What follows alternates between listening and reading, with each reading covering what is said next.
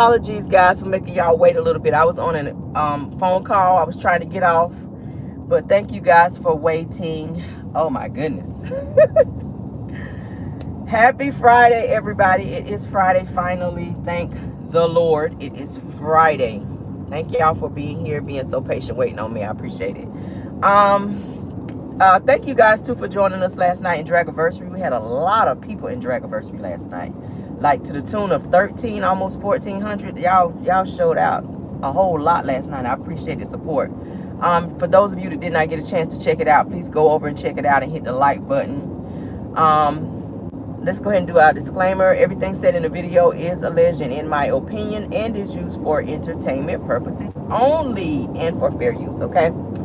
Yes, so happy Friday to everyone. Thank y'all for being here. Hopefully you guys got to work or wherever you had to go, got your coffee and or tea, and you are happy and stress-free. Yes, all right, let's get started. As you guys know, celebrity news is always first. We're going to start out with the TV deets, because I like to do those. The TV deets for Real Housewives of Atlanta, you guys.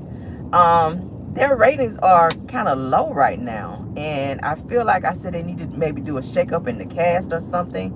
They may need to bring some old cast members back to maybe help jumpstart some stuff. I don't know. This season sucks thus far, and I'm really trying to watch it and get through it, but there's some people that's not pulling their weight on Real Housewives of Atlanta. For I know this is season 15.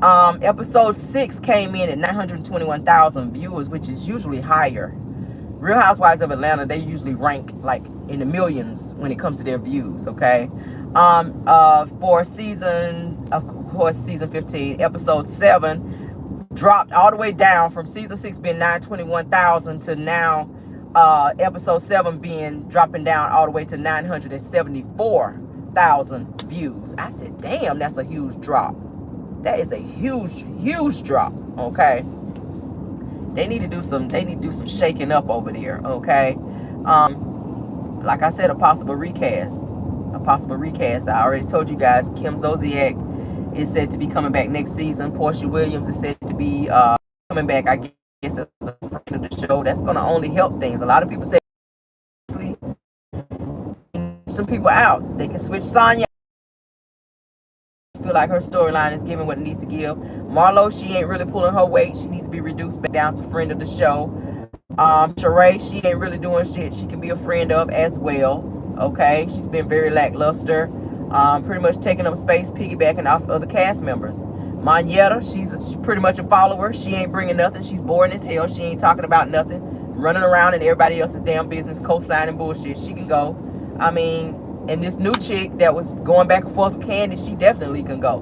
And I think, you know, that may help the ratings, because people don't really want to see that. They're not bringing anything to the damn show. And seriously, Candy, I think her storyline can be a little bit stronger. It's seeming like her and Marlo, they're back and forth spat. I think people are enjoying it because, I mean, people do like a little cat fight every now and again to, I guess, help boost ratings. But even that's starting to get boring. So, I don't know. Andy Cohen and them, they'll figure it out.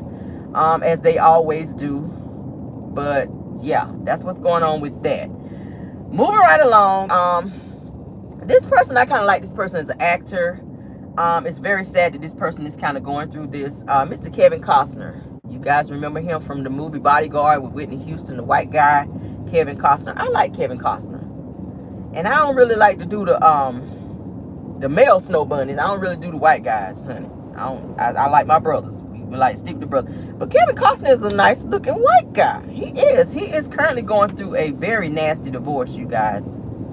He's going through a nasty divorce. Like I said, he's a very nice looking white guy. When I saw him in Bodyguard, I was like, oh my god, I never looked at Kevin Costner like that.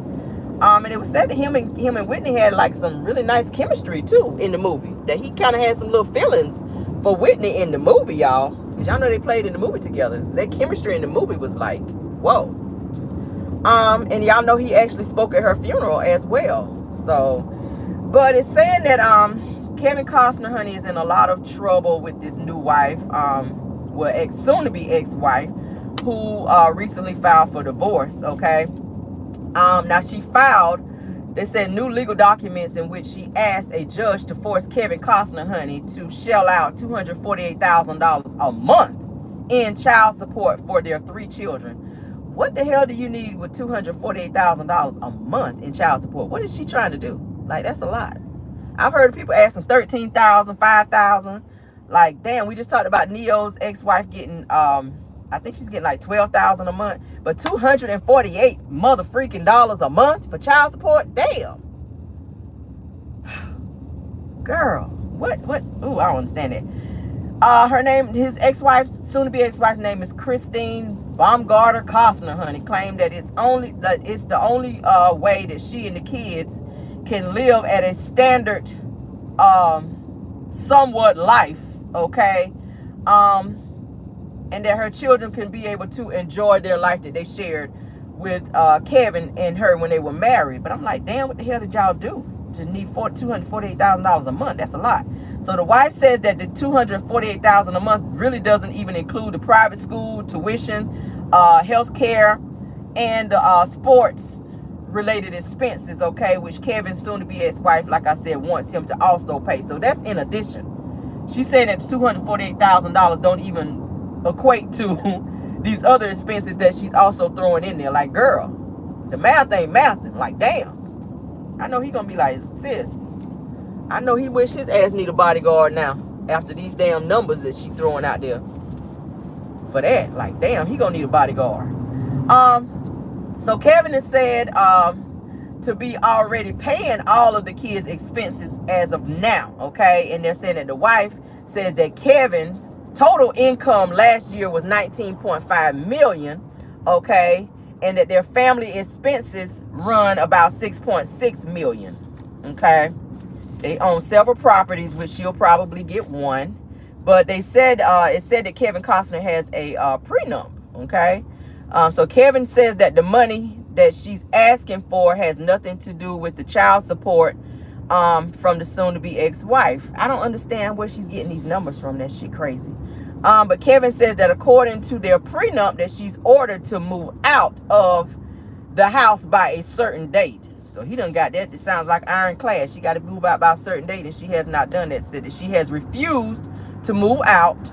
All right. And Kevin also says that the wife has $1.45 million already in her bank account, so she has more than enough money to be able to move and get her own place as of now, while they're in the middle of this damn divorce. Okay, so the wife actually filed for the divorce, and she's, like I said, asking for this outlandish amount of money. But Kevin says that according to the prenup, that he's going to be trying to block her from getting this whole $248,000 a month. That's a lot of damn money.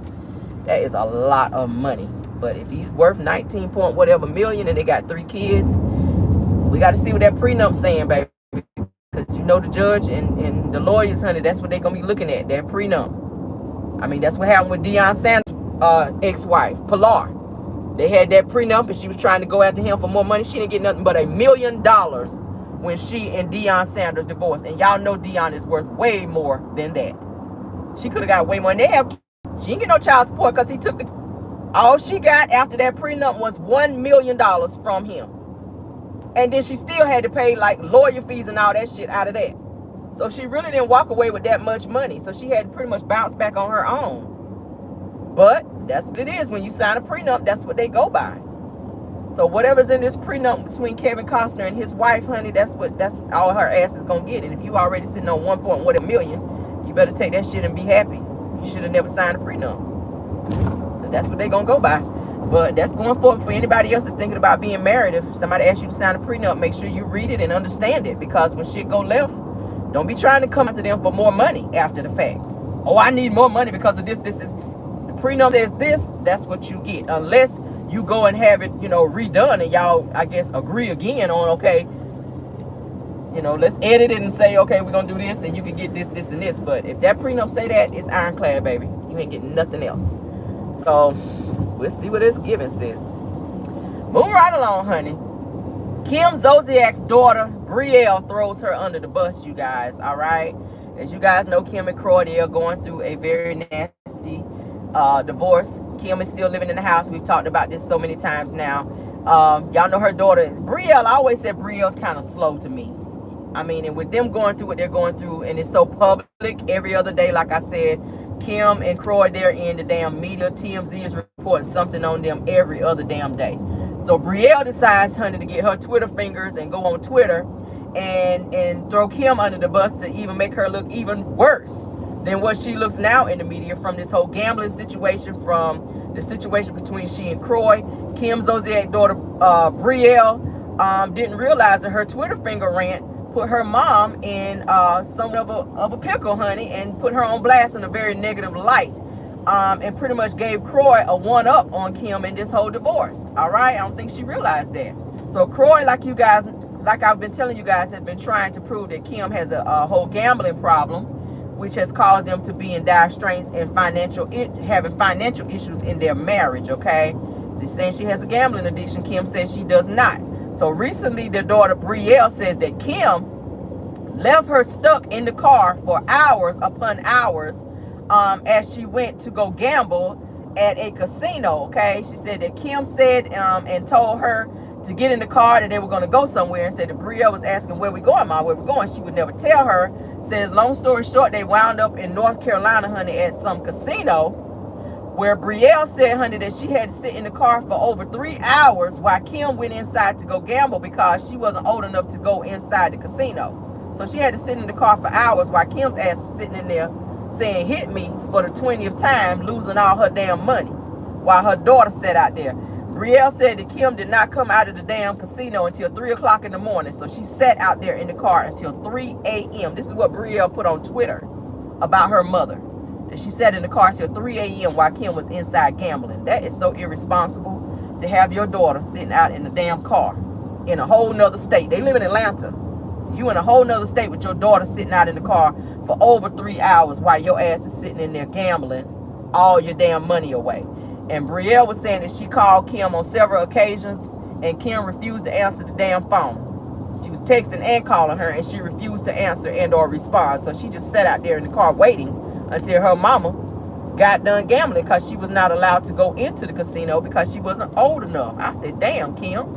Croy was also saying that when she's home, when she gets on the computer and she's gambling, she totally ignores the kids. She ain't focused on them. She ain't worried about if the kids ate or what's going on with them. She's not watching them. She's focused on gambling. So maybe she does have an addiction or a problem. She needs to have some type of therapy. Okay? It sounds bad. I don't think her daughter should have did that, because like I said, that gave Croy a one-up in this damn divorce. To only prove further, if your own daughter is saying it, she's co-signing the fact that you do have a gambling problem. And the fact that you abandoned her in the car for over 3 hours until 3 a.m. All right, now as you guys know, Kim and Croy, they owe $1.1 million in back taxes plus a lien with the IRS, okay, that they placed on them as well. Now, April the 30th is their date of separation. Kim and Croy, as you guys know, were married for up to 11 years, okay? I didn't realize they were married that long. Croy just claims recently that he and Kim just had another altercation to where she punched him in the head, and cops had to come to the house again. Y'all know Croy called the cops on Kim most recently for a spat that they had when she went into the bathroom and locked herself in there and would not come out. He wanted to go in and take a shower, so he called the police to try to get Kim to come out of the bathroom, which I thought was so freaking petty, because y'all live in a mansion. You have more than one bathroom, and I get it, you want to take a shower in here, but just to keep the peace down, you could have went to another bathroom and saved that whole call to the damn police. Okay, Kim was saying he was blocking her in the doorways. I mean, they're just going through it. One of them needs to move the hell out, because this calling the police back and forth is going to get old to the point to where somebody's ass is going to go to jail. That's just how it goes. If they got to keep coming to the house, they're going to lock somebody's ass up, because it's taxpayers' money for them to keep coming to your house for very small, immature, stupid stuff. Like, for real. She's standing in the doorway. She won't move. I'm calling 911. Like, that's dumb. When it gets to that point, somebody just move the hell out. And I get it, they got money problems. Kim, move back to your townhome, girl. If you didn't sell it, just move your ass back over there. Take your daughters and move your ass back over there to the townhome and do whatever you gonna do until this divorce is fine. By the jail. I'm about sick of them, honey. They call the cops for stupid stuff. Croy called the cops. Kim put cheese on my sandwich and I didn't want cheese on it. Stupid shit like that. Yeah, 911, this is Croy Bierman. I told my wife I didn't want no cheese on my sandwich, and she put cheese on it. So can you guys get an officer out here right now so that we can fix this situation, please? And I want to press charges and or do a report. Like stupid shit like that. Just moving on, honey. Joseline Hernandez, we started talking about her last night. Let me go ahead and finish that up. Joseline Hernandez, honey, claims self-defense and denies even knowing Big Lex, okay, after their vicious backstage brawl at the Money Mayweather fight, you guys, okay? Joseline says that she don't know Big Lex, okay? I was like, really? Because you guys were on the same show together and you had some issues with her, some recent issues with her, back and forth. So, y'all, I think they had a previous altercation before that. So she trying to say she don't know her. You guys work on the same show on the Zeus Network. So now your ass is lying, okay? I don't know what the hell going on with Joseline. I keep saying she might be partaking in the white substance again, and I'll say allegedly, because she looked like she was high on something in the damn fight. All right, so Joseline, she did an interview, honey, with the Breakfast Club, denying being at fault for the brawl backstage at the fight, and said that she was only merely defending herself. And anybody that saw the video know that that's a whole lie, because Joseline, honey, she was seen punching and stomping Lex, okay, with the help of several people who was there with Joseline, with her little entourage. They jumped in and was fighting as well, okay? And after the aftermath, Joseline was arrested and charged with 4 counts of battery and, of course, trespassing as well. So she was arrested for 4 counts of battery and assault, and she was also they pressed charges on her for trespassing as well, okay? So Joseline says that, like I said, she was simply just defending herself in the fight. But you sat there and slapped the security officer several times, and he didn't even do nothing. And then a girl who was just walking by, just, you know, sporadically, Joseline jumped on her and started fighting her. So she was on something else. So you were not defending yourself against somebody who's not being aggressive towards you, Joseline. Now she's trying to play victim, all right? She says that she also feels like the media blew things out of proportion with the altercation, which I don't think so. It was very horrible. I saw the video. You cannot be stomping and kicking people and punching people and going off like you were going acting like a wild alley cat, and then try to put it on everybody else to say that, you know, everybody's blowing it out of proportion when you were the one that was out of control. Okay. Oh my God. She also says that she was going back and forth too, saying that she's not African American. She talked about that. She's trying to say she's not African American. She wants people to stop calling her African American because she's Puerto Rican. Y'all know her favorite phrase, "Ada Puerto Rico princess, Ada Puerto Rico princess." She says, "I'm not African American. I don't even have an afro." I don't think that's what that means, Joseline, to say that you're not African American just because you don't have an afro. She kind of slow. All right, Joseline's kind of slow. You can't call me African American because I don't have an afro. Like, girl, you act like a whole nigga out here, and I'm gonna just say that. Now, on her little profile, in her paperwork, when she got arrested for this Mayweather fight, she put in the paperwork that she was white. She put in the paperwork that she was white versus Puerto Rican or whatever, or Latino. I was like, girl, do you even know what the hell you are, Joseline? Like, today you're white, tomorrow you Puerto Rican, and the next day you something else. I mean, judging by the way you was acting at the damn fight and the reason why your ass got arrested, you should have put nigga in that section. When they asked you what is your race, you should have put nigga. Because that's how you was acting, like a whole ignorant biatch. Like, for real, for real. I'm not African American because I don't have an afro. Girl, shut up. Shut up, Joseline. Shut up. Stevie should have left your ass at the strip club, honey, because you done got a taste of this fame, and this done got to your head, baby, and you don't know how to act out here. Everybody can't handle being famous. She cannot handle fame. It's gotten to her head, and now the fact that Stevie has full custody of their daughter, Bonnie Bella, she don't really have no major responsibilities now. So she's just a wild alley cat running around fighting, you know, with no responsibility and no accountability as well. And I don't think that Stevie J is a better parent to even be having full custody of anybody's child. Because he out here on some mess too. It's unfortunate that child got to be raised by them two clowns. But I hope she gets some type of therapy and some type of rehabilitation, because her ass need it. She needs it.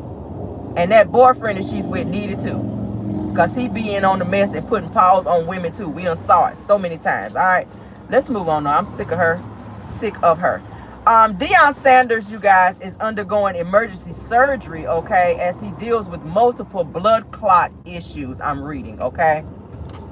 He's dealing with multiple blood clot issues, so he's having another surgery. He's already had a previous surgery due to blood clot issues. He's still dealing with that. They're saying that Deion is reportedly getting ready to go under emergency surgery again for blood clots in his growing area as his blood clot battle continues, okay? They're saying that previously Deion had 2 toes amputated, okay? And he's already had multiple surgeries because of the limited circulation in his leg, all right? Oh, I don't know. I didn't know that he was going through all of that. All right, says that he's losing his toes. It says that losing his toes was an attempt to help him save his foot so that they wouldn't have to amputate his entire foot. So they started amputating toes in an effort to save his foot, okay? So prayers for him for that with the blood clot issues, because you can die from a blood clot. So I hope that they get to the root of what the issue is and why he continues to have the blood clots, because they've already done previous surgeries and he continues to have those blood clots to keep popping up to where they keep having to cut here, cut there, amputate this, amputate that. So it's sad, okay? They're saying he is set for another surgery on tomorrow to fix another blood clot that was found. So prayers to Deion Sanders. I don't know where Tracy Edmonds is or if they're still together. I know at one point they were dating. I don't know where she is. Hopefully she is there helping him get through this. His children are much older now. Hopefully they're there as well, helping him get through what he needs to get through. The last pictures or whatever that I saw of him, he was like in a wheelchair because he's still recovering from previous surgeries that he had from those blood clots. So prayers for him. My God, that's so sad. That's so sad. Blood clots are very dangerous. So prayers to you, sir. All right, so moving right along. Marceau, honey, decides to throw some shade at Wanda. He went live to do a whole live, honey, to go off about Wanda. He's tired of Wanda in his business.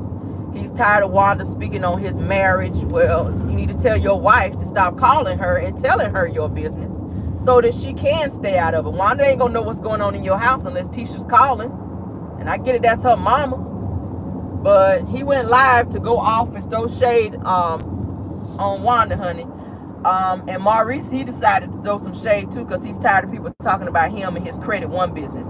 All right, Maurice decided to post a picture of the Credit One building where they repainted it, and he captioned it. He says that whether they see it or not, that it's always being built. He said, say less and do more. He said, more to come, and see y'all at the top.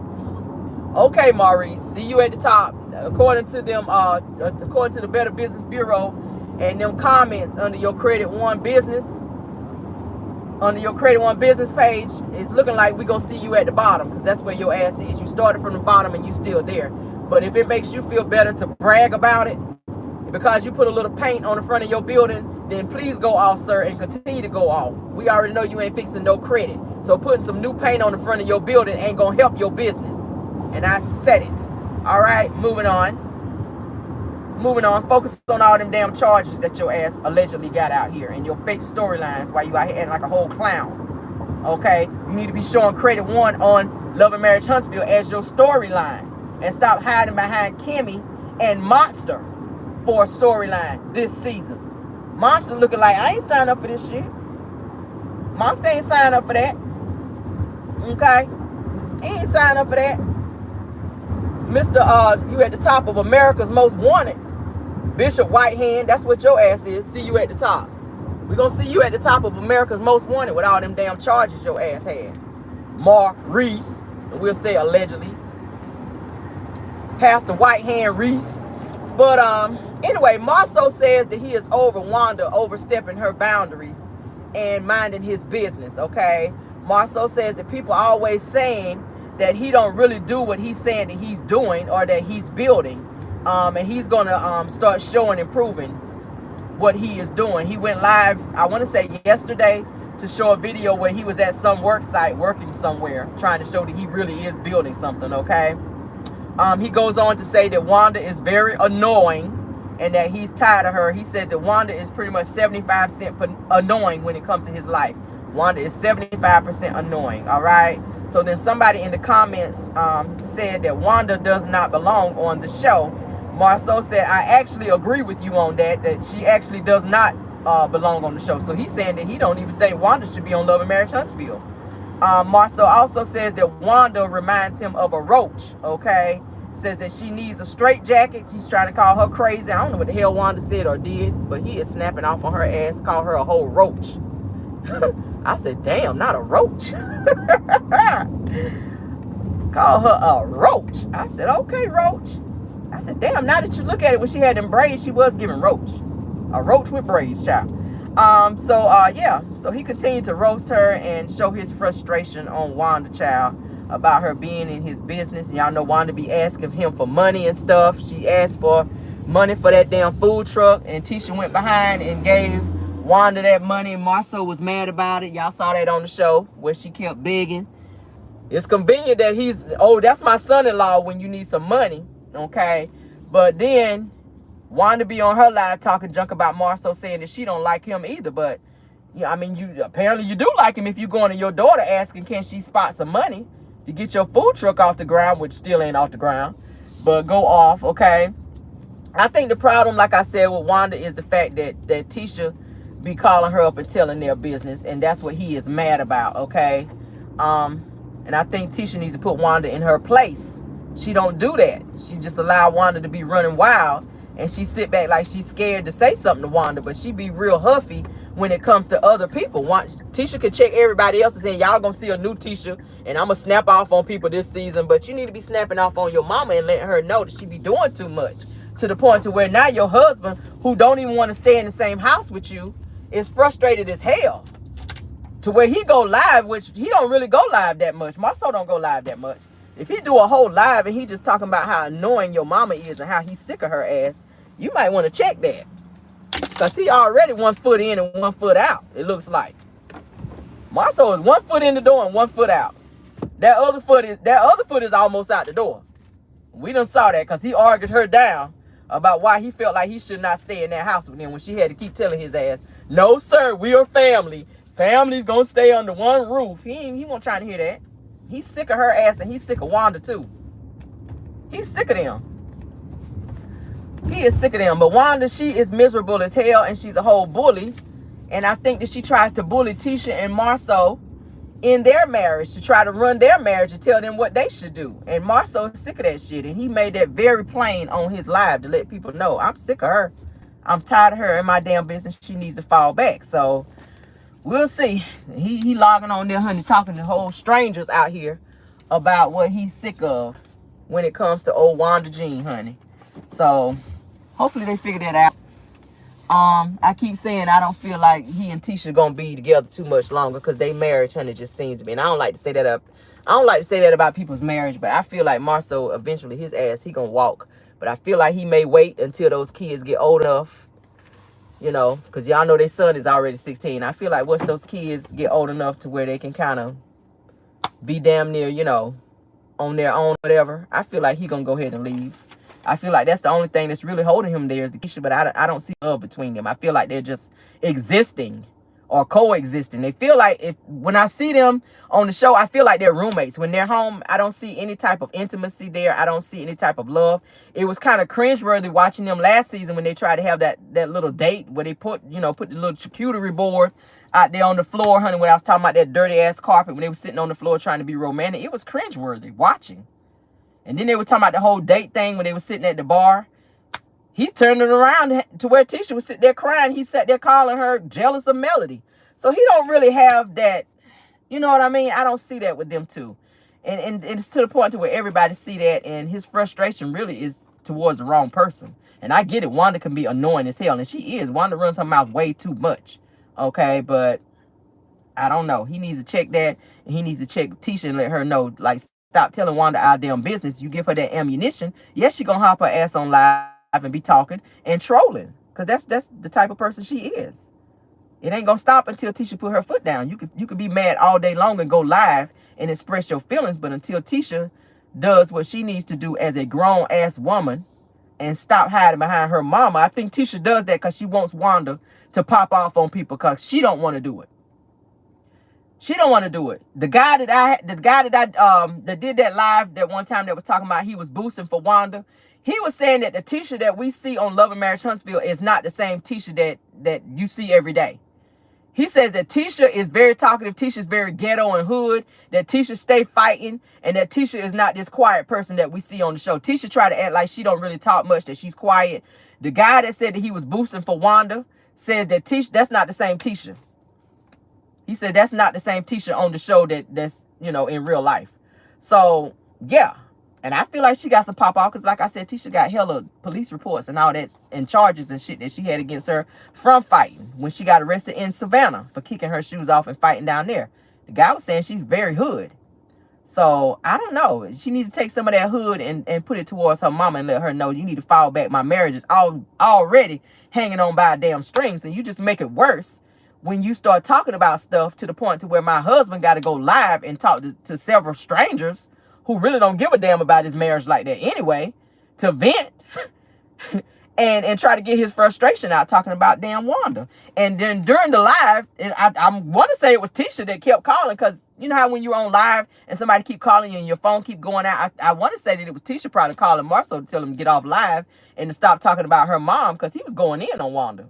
I'm talking about going in heavy on Wanda, calling her names and everything. I was just like, damn, this is supposed to be your mother-in-law. He didn't give a hot damn though. But that's all I have for y'all this morning, honey. Hopefully you guys have a great day. If I run across any more news, I'll try to do a pop-in today. Y'all have a great Friday, honey. Thank God it's Friday. Ooh, and I hope I have a breeze today. Yesterday was hectic at work. I hope I have a very very good day that just flows, honey, okay? But y'all have a great day. I will talk to you guys later. Be blessed and not stressed, honey. Get through the day and let's get on to the weekend, okay? Love you guys down. Thank you, mods, for doing a great job. Thank you, Caramelians, for your support. Please hit that like button if you did not. And let's have a great day, okay? Love you guys down and goodbye.